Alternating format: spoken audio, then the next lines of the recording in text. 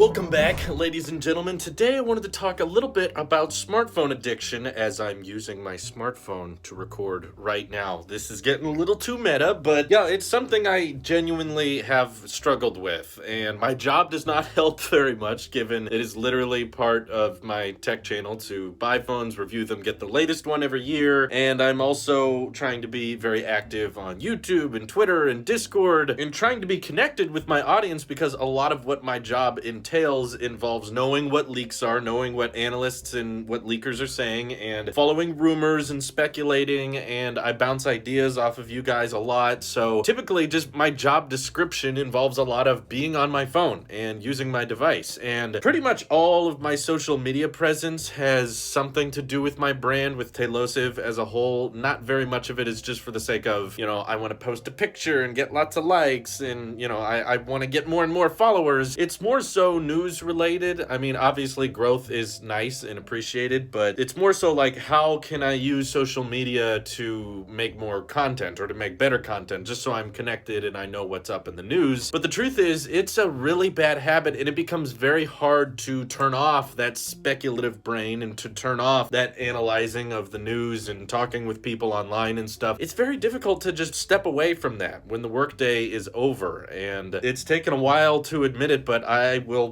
just full force come forward and say I do think I have smartphone addiction, because I noticed I was getting to the point in my day where I would just literally pick up my phone and start checking Twitter and Discord and email and different news sites just because I had my phone sitting there. It was like the workday was done. I wasn't going to go back and film another video, but at the same time, I just wanted to keep checking it. It had turned into a muscle memory for me, which was getting kind of scary because I realized, I'd be doing math for Louise with the calculator app on my phone, and just all of a sudden in between calculations, I would just close the app and start checking Twitter, and I would close Twitter and go back to the calculator, and within a few seconds, I would want to go back to Twitter again, even though there was no new information, there was no news to update, the workday was done and all that. It was literally just my brain had preemptively been like, but we gotta check this, and we gotta check this, and we gotta look at this. And I would get in these vicious cycles at work all the time where I'm just constantly checking and wanting to stay connected, and my brain gets very attached to it. So maybe it's broader than just smartphone addiction, but I think the phone is the hardest one to detach from because it's so portable, and yet at the same time I can get so much information out of it, and I can put it in my pocket. And unlike my laptop or my desktop, those things I'm okay just leaving in here, and I won't take them out of the office. That way when the day's done, I just walk to the door, I go outside, and I leave all this stuck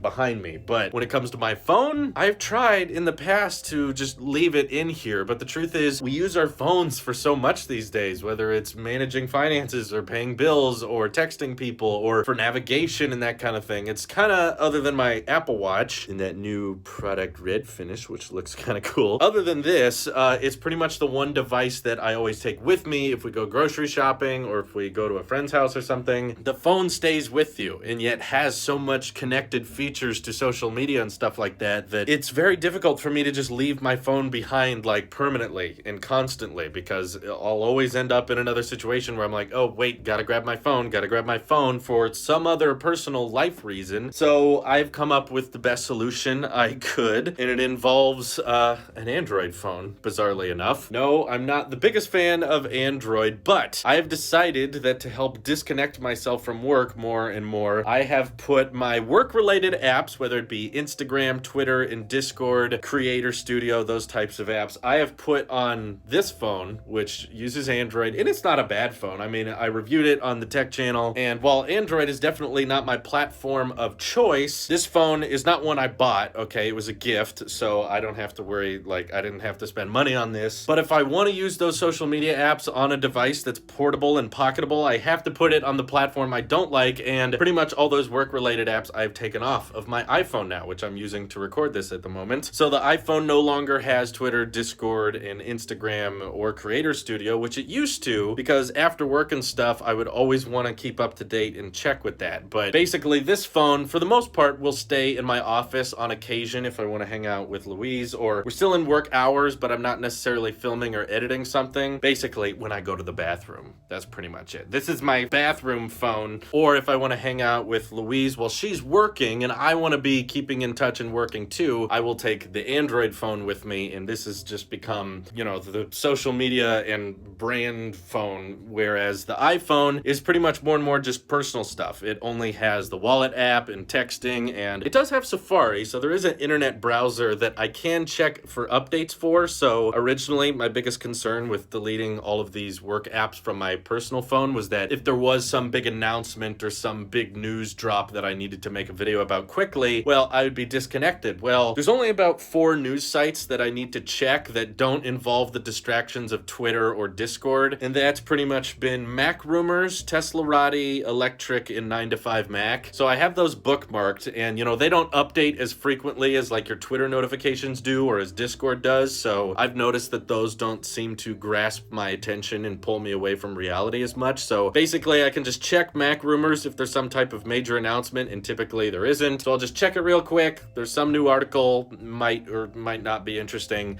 and that's it. I can read it real quick and then I'm pretty much done, and I've noticed that helping a lot. So being able to detach myself from the work-related apps, and yeah, I can stay connected, I can still text people, and I can still check email on my phone, which doesn't seem to take too much of my time, but this is kind of like my 2 or 3 week update of not having those work apps on my iPhone, and just letting you know that it seems to be working. It helps me forget about work for a second and detach from social media, which feels very, very nice, and I feel more in the moment outside of work. But I can't say it was just, you know, a complete easy switch. I'm fixed now. There's no more smartphone addiction because it's still there, and I still find myself sometimes grabbing my phone and checking whether it be the wallet app or Safari or email routinely, even if there's nothing really there or nothing really I'm expecting. I just immediately grab the phone, and Apple has this way of creating desire, you know, with iOS and iPhones and how well they work and how smooth they are, that I'm addicted, and it's not good. It's not a problem. I'm not just saying that to be funny. Like, I genuinely feel like it's an addiction, and admitting you have a problem is the first step, and I'm hoping that in time I'll be able to disconnect further and be able to mentally have a good grasp over my headspace so that I can detach myself when I need to. And right now the app that's kind of on the chopping block is YouTube, because I decided, since YouTube, like, I can watch videos on it, but for the most part I don't typically watch YouTube on my phone. Typically the only time I do watch YouTube is on TV in the living room or on my desk here, so I didn't think that app was going to be a problem. But now that all the work apps have been removed from my iPhone, I find myself constantly opening the YouTube app and checking on the view count of my latest videos, which is just like a muscle memory now. I'll just open it and be like, how many views did this video get? How many views did this video get? And I don't want to do that, so I'm thinking about uninstalling YouTube, but I haven't quite made that decision yet. So I guess I'll keep you posted. But I know not everyone can afford to have 2 phones like me necessarily, but I just thought I would keep you guys up to date with what's going on in my personal life and just an issue I'm struggling with that I wanted to be a little bit open about. So there you go. Thank you all for watching, and have a great day. But also, at the same time, feel free, disconnect from your phone for a little bit. Spend some time with your loved ones or outside, as long as you can do it in a safe and healthy manner. Just remember, the world is much, much bigger than just the internet. All right?